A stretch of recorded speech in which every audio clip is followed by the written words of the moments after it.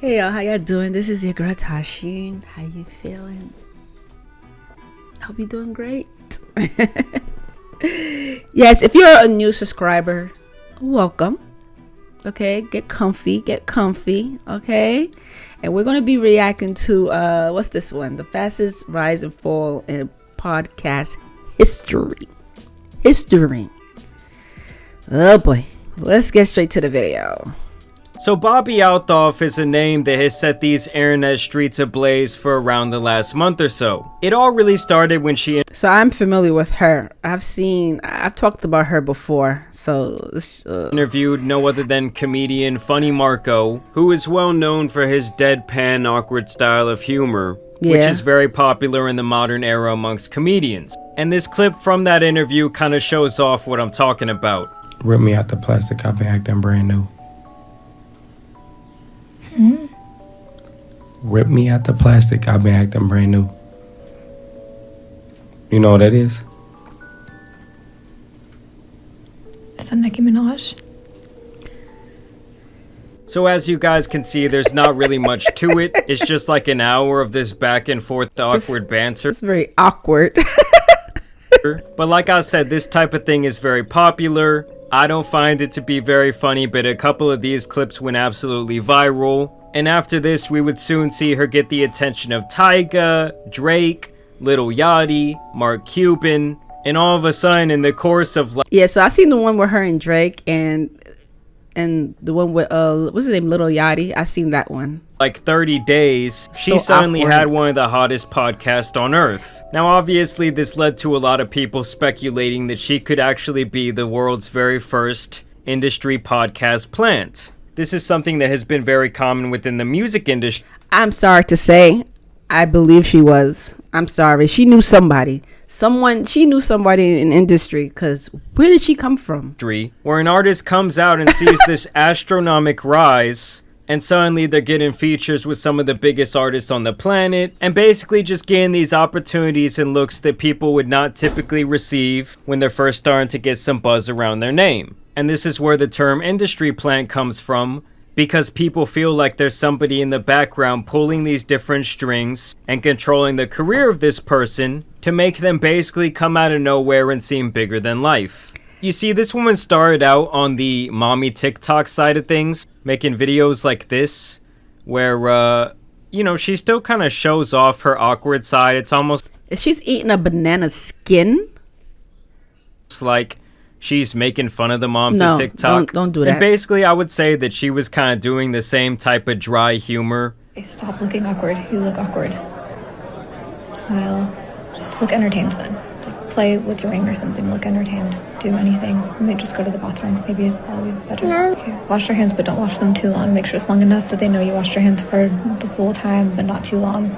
I don't really understand why people think this type of thing is funny, but then again, there's people who probably think the things that I find funny are completely idiotic. Obviously, in general, humor is one of the most subjective things on the planet. And so, I mean, different folks with different strokes. Certain things might be funny for the next person, but it might not be funny for us.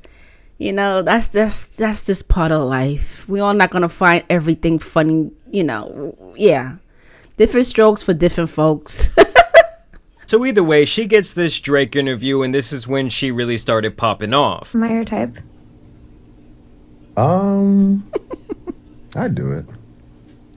Thank you. I'd do it. You do it? I asked, am I your type? And you said I'd do it. It's not funny. And so it was basically just an hour of this awkward situation. And obviously this is where the industry plant speculation began. I don't know why. I found that funny. He said, I'd do it. And as people wondered, how is this girl who's only on her second podcast episode ever get Drake as a guest? We know by now that Drake does not like to do interviews. Any statement that comes out from him at this point is very controlled. When it comes to these type of things, he gets the final edit. They're filming on his cameras. He has the memory cards. And basically he just has a stranglehold over the content. I guess what I'm trying to say is... I always say that's the smartest thing for someone to ever do, because especially when you're in that level of celebrity, you still want to have control over the camera, the angle, the editing, all that. You want to have full control over that. So that's kind of smart to do as a celebrity, because people know how to edit certain things out and make you look bad. So that was smart. This man would not just do an interview with anyone. Yeah, and smart. so for him to choose her of all people to do this interview with, people found that to be very fishy. You know, it'd be one thing if she was like a DJ Academics, who by the time he started his podcast Off the Record was already notorious for his work on Complex. Obviously, his YouTube channel had millions of subscribers and billions of views. He had already built this large fan base for himself, so it's not the craziest thing when he comes out with his podcast and gets some big-time guest. Whereas her, on the other hand, just comes out of left field at a mommy TikTok, and all of a sudden, within a month's time, she has one of the hottest podcasts on the planet. Yeah. And this is actually her side of the story. I've been knew with something fishy about her. I'm not surprised of any of this. When it comes to how she got Drake to do this interview. Drake liked one of the videos I had uploaded, and he followed me. I didn't realize it at first. Marco called me and he was like, Bobby, look who just followed you. So I filtered it to verified only people, and I was like, oh my god, like why would he follow me? He's like, he liked the video, and I was like, okay, I'm gonna shoot my shot to Drake. I don't know how this... I thought the chance of him replying was like a 1%, and the chance of him saying yes was like 0.000. Yeah. I was like, there's no way. So I was like, come on my podcast. I said, when are you going to come on my podcast? And he just was... He said, game right away. He was ready to do it. I flew out there I think 3 days later. Wow. And then you're off to the races. Now you can kind of get anybody you want. Yeah.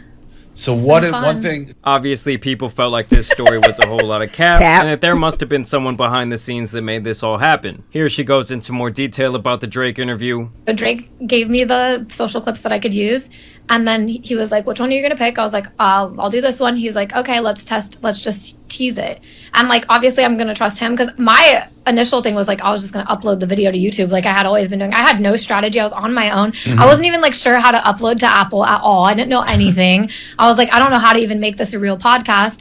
And I posted the thing. I got a message from Andrew at WME. He says, I'm part of the touring team. Can we talk? I said, okay, because I had I didn't know what I was doing. They signed with me that night, and then you just didn't meet with anybody else. You're just this guy hit you. So there she says, a day after she dropped this clip, apparently some talent agent sees it. He calls her up that night, and they sign this miraculous deal. No lawyers hired. No one looked at the contract. Yeah. Nah, she just trusted this guy. And this is what DJ Academics had to say about WME, her talent agency. An agency that's never had any foothold in podcasting comes out with an individual that has the biggest guests. So she's with WME, William Morris Endeavors. She goes out 8 podcasts later. She's one of the biggest podcasters now. Guess the irony. Everybody, including her big guests, including the biggest guest, Drake, guess who they're signed to? WME. This is where favors get set up. I'm pretty sure somebody at WME started pulling the strings to set all this in motion. So that's how... Wow. You see, like I said, I wasn't too sure. I don't know the connection, but I knew that someone that knows her could give her that connection. I knew it. I just didn't know exactly where the connection came from, but that's crazy. You see, I'm telling... That's how she was able to get all these interviews, because they all are signed to this agency. Crazy. DJ Academics feels he's obviously very connected within the industry and has a very good understanding of the back end when it comes to all things entertainment, in both the traditional sense and in this online era. Would you date someone that looks like me? Because there's just a person. What does that mean? Looks exactly like me. They have a twin. Maybe. If I had a twin, Maybe. would you date them? If she was cool and No, she's exactly like me. If I connected with her, She's exactly like me. I don't know how you are though. I've never really been around you, so Yeah, I'm exactly like this. All the time. All the time. Mm-hmm. Is it kind of strange to anyone else that this woman who is married with children is constantly asking during these interviews with these rappers if basically they would go out with her, if basically they would sleep with her if they like her? Let me take your plane with me to New York. Someday. So I didn't even know she was asking these same type of question. It is kind of awkward. You're a married woman with kids, and you're asking these type of questions about would you date a girl like me, or am I your type, and all this. It's kind of weird. It's giving me weird vibe. Do you want to see me on Spirit Airlines? What? That'd be kind of cool. And just a kind of unrelated side note from that interview, Mark Cuban, why are your feet so fucking dirty? You were so goddamn rich that you could pay someone a very nice salary to wash your feet. Now, you might get some freaks within the application process, but I'm sure you... All right, let's not talk about the men's feet. Oh my God. The floor probably a little dusty. It doesn't mean that it makes them dirty. Oh, we're talking about this man's feet. Can we continue with You the could hire with someone the else topic? to vet out all the freaks. As a matter of fact, your feet should never be this Oh dirty. my My feet have God. never looked like this in my entire life. Like, if you're watching this video right now, I want you to look down at your foot. If it looks anything like this, like if it resembles a fucking bruised banana, you need to reevaluate your life choices. Either way, guys, the drama really started when she did this interview next with Lil Yachty. Why are your teeth so white? Are they real? You grew them yourself. I pay for 'em myself. Do you have veneers? I do have veneers. That's why they're so white. You're pretty smart. How much? 90,000. $90,000? Mm-hmm. I think they were worth it. Cause I wanted Young Thug's dentist. He had the best veneers Who's I've ever that? seen. Who? Young Thug. Who's that? So she's profiting off this urban culture. She don't even know who Young Thug is. She definitely profiting off, because how you have to see when you're in this type of business and you're interviewing rappers, you're supposed to at least do your homework. You know, I'm not saying you're supposed to know every rapper that's out there in this world, but Young Thug is, you know, I'm quite sure people who are in this type of industry know who he is. But yeah, she didn't have to. And if you don't know who the person is, you didn't have to say, who's that? You just leave it alone.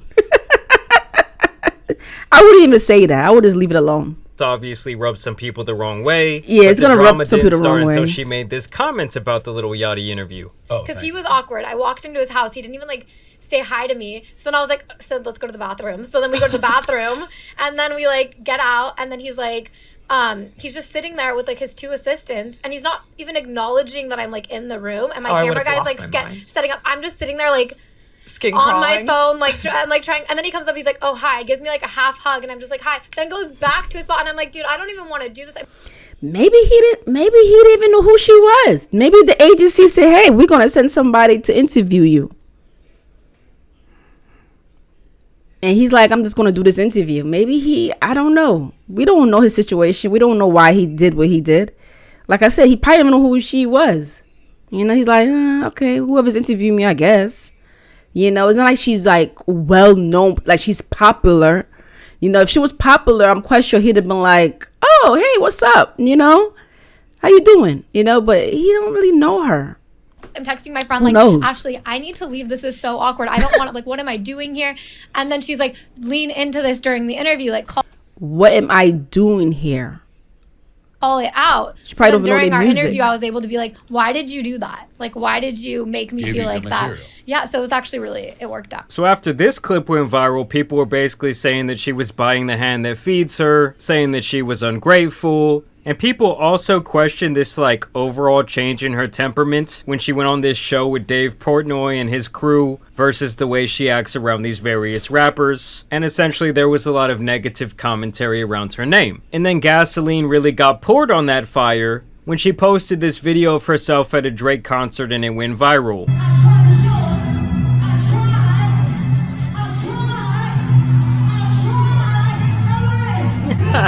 I mean, I won't lie to you guys, this video actually made me like her a little bit more. I love how Drake's in the background. I tried! Really trying to hype up the crowd. And she's just in there with this bold face expression after he literally gave her an entire career. I want to know if she was pretending, you know, or she was really she just wasn't feeling it.